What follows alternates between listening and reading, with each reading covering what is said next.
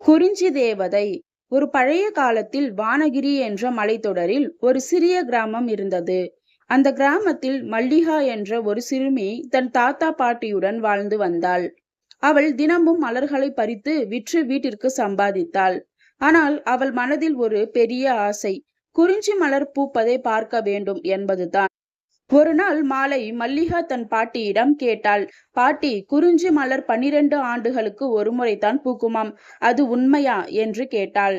பாட்டி சிரித்து கொண்டே சொன்னாள், ஆமாம் குழந்தாய், அந்த மலர் பூக்கும் போது அதை பார்த்தவர்களுக்கு அதிர்ஷ்டம் கிட்டுமாம். ஆனால் அது மலை ரிஷிகளின் ரகசியம், அதை யாரும் தொடக்கூடாது. மல்லிகாவின் ஆசை இன்னும் பெருகியது. நான் அந்த மலரை பார்க்க வேண்டும் என்று மனதில் உறுதி பூண்டாள். மறுநாள் காலை மல்லிகா ஒரு சிறிய பையில் தண்ணீர் சிற்றுண்டி போட்டு கொண்டு மலைக்குள் நடந்தாள்.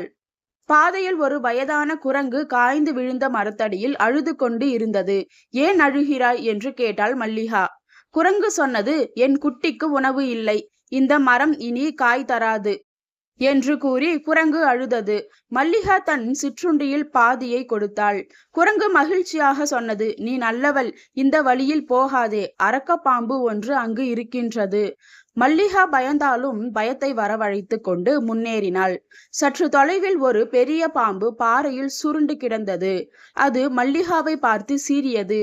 இங்கே யாரும் வரக்கூடாது, நான் உன்னை விழுங்கி விடுவேன் என்று கூறியது பாம்பு.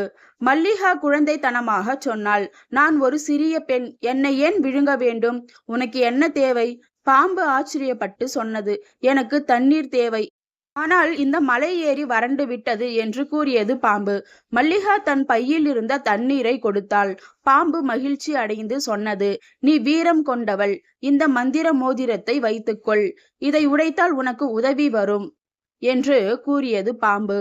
மலை உச்சியில் நீல நிற குறிஞ்சி மலர்கள் பூத்து குலுங்குகின்றன. மல்லிகா மகிழ்ச்சியில் கத்தினாள். ஆனால் அங்கே ஒரு மலை ரிஷியோ கோபமாக நின்றார். இந்த மலர்களை தொடுபவர்களை நான் கல்லாக்கி விடுவேன் என்று கூறினார். மல்லிகா கெஞ்சினாள், நான் தொடவில்லை, ஆனால் இந்த மலர்களை என் கிராமத்தில் பார்க்க முடியுமா? ரிஷி சொன்னார், இந்த மலர் 12 வருடங்களுக்கு ஒரு முறை மட்டுமே பூக்கும். ஆனால் உன் துணிச்சலுக்காக இந்த விதையை வைத்துக்கொள். இந்த விதையை உன் கிராமத்தில் நடு, உன் கிராமம் எப்பொழுதும் பசுமையாக இருக்கும். மல்லிகா விதையை எடுத்து வீடு திரும்பினாள். அவள் இந்த விதையை கிராமத்தின் நடுவில் நட்டாள். அடுத்த நாள் காலை ஒரு பெரிய குறிஞ்சி மரம் வளர்ந்தது. மலர்கள் நிறைந்து கிராமம் முழுவதும் நறுமணம் பரவியது. கிராமத்தார் மல்லிகாவை குறிஞ்சி தேவதை என்று அழைத்தனர்.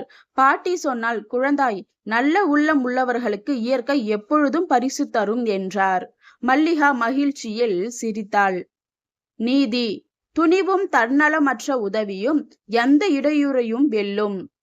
இதே போல சூப்பரான ஸ்டோரிஸ் கேட்கணுமா? அப்ப என்னோட சேனலை சப்ஸ்கிரைப் பண்ணிக்கோங்க. அடுத்த ஸ்டோரியில சந்திக்கலாம். பாய்.